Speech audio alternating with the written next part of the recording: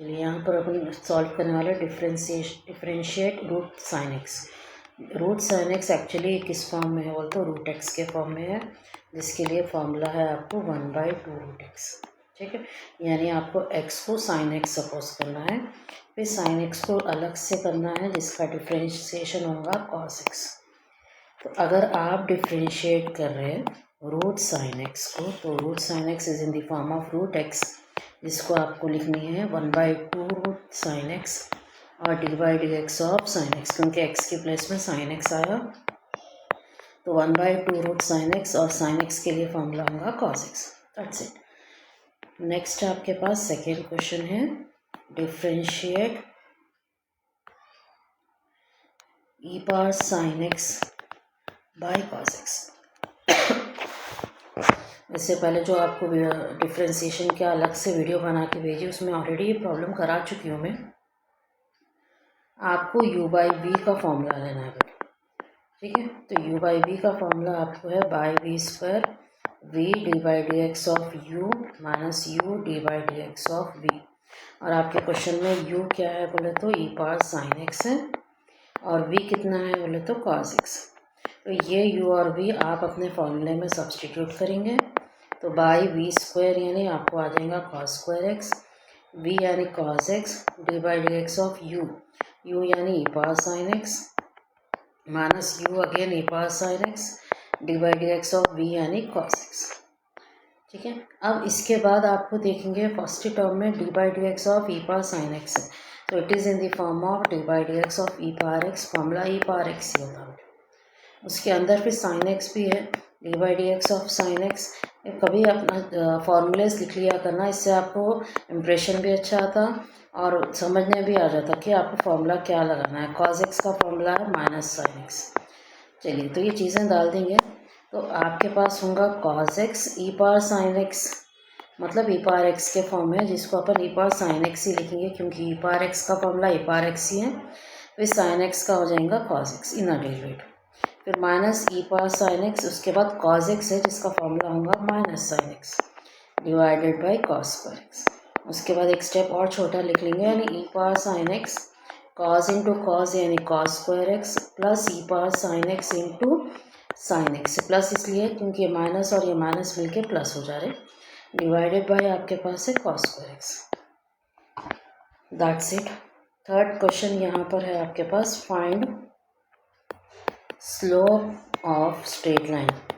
तो आपको स्लोप मालूम करना है, find the slope of straight line cutting a intercept a and b satisfying या such that a plus b is equal to 5 and a into b is equal to 6। जब question intercept form के लिए पूछ रहा, तो आप यहाँ पर लेंगे equation of line in intercept form. Equation of line in intercept form formula है x/a plus y/b equal to 1, जहाँ पर a और b अपने यहाँ कुछ कंडीशन सेटिस्फाई कर रहे हैं। a plus B is equal to 5 है, a into B is equal to 6 है। तो आप यहाँ पर फॉर्मूला यूज़ करेंगे a minus B whole square, ये अलजेब्रा का फॉर्मूला है, a plus B whole square minus 4ab। तो a प्लस बी यानी 5 स्क्वायर माइनस 4ab यानी 6, 25 minus 24 that is 1। So a minus B whole square का value 1 है, तो मतलब a माइनस बी भी 1 ही होगा, क्योंकि अगर स्क्वायर उधर भी जाएंगे तो रूट 1 ही होगा। तो a प्लस बी आपका 5 है, a माइनस बी 1 है, b भी कैंसिल होगा, 2a इज इक्वल टू 6, मतलब a का वैल्यू 3। तो अगर किसी एक में डालें, यानी a प्लस बी 5 में अगर मैं a की जगह पे 3 डाली, तो b आपका हो जाएगा 5 माइनस 3, यानी b का वैल्यू हो जाएगा 2। a 3 हो गया, b 2 हो गया।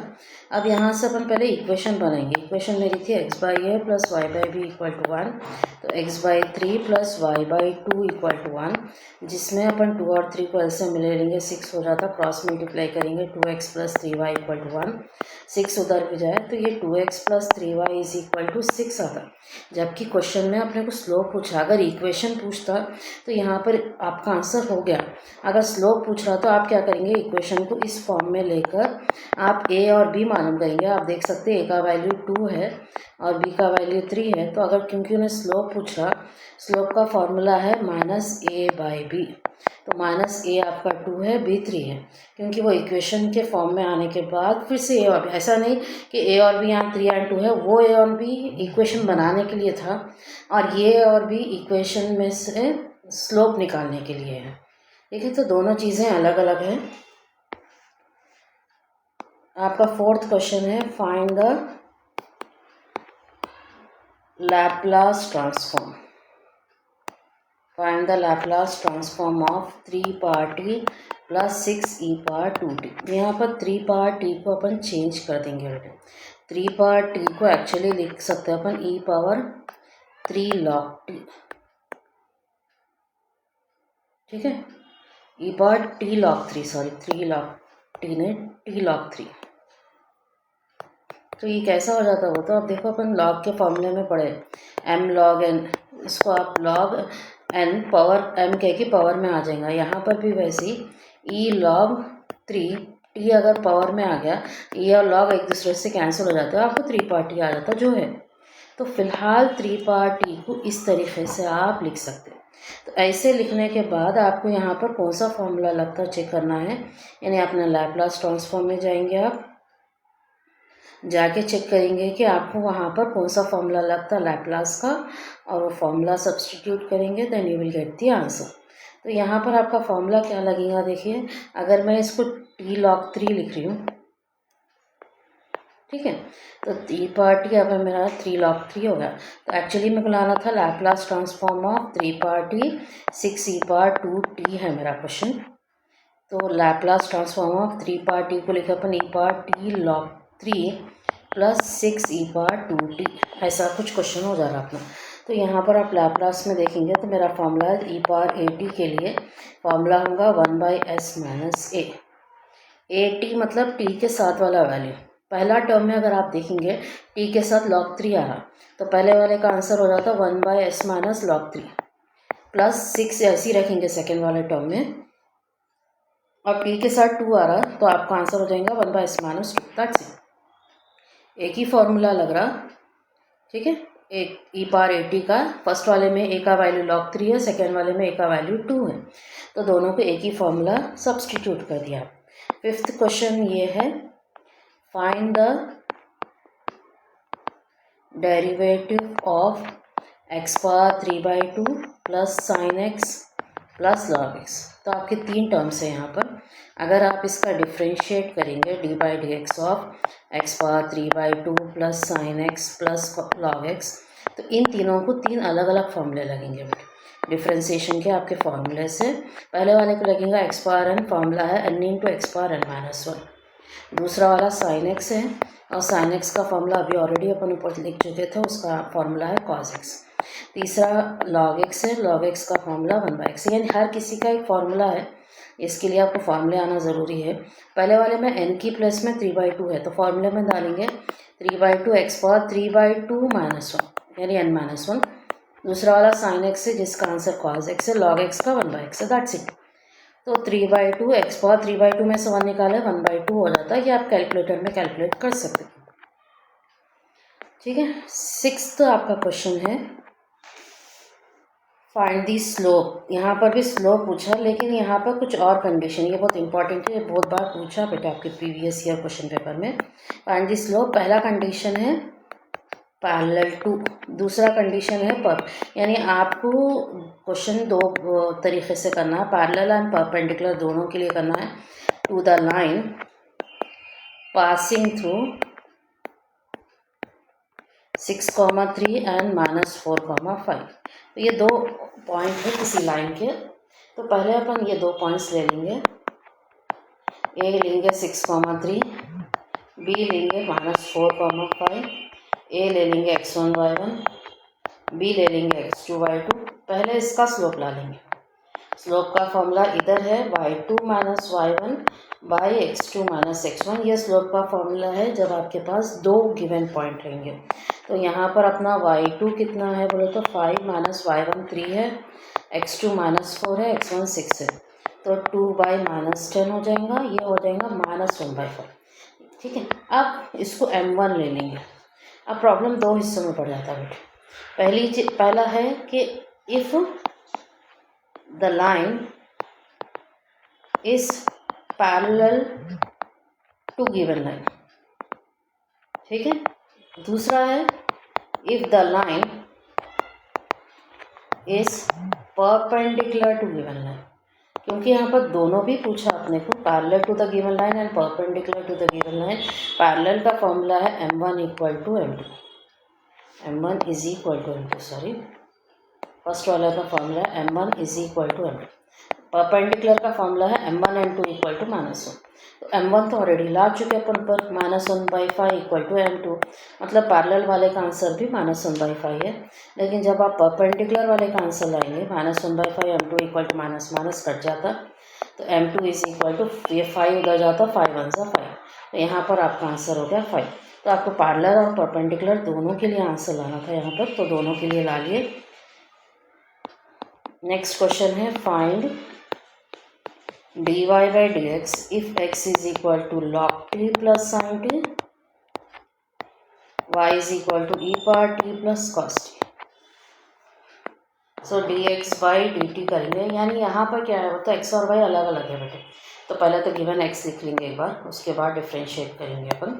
तो गिवन x आपका है log t plus sin t, तो x को अलग डिफ्रेंशिएट करें, लॉग का हो जाएगा 1/t, ये फॉर्मूलेस में आप देख सकते हैं बेटे, साइन का हो जाएगा कॉस।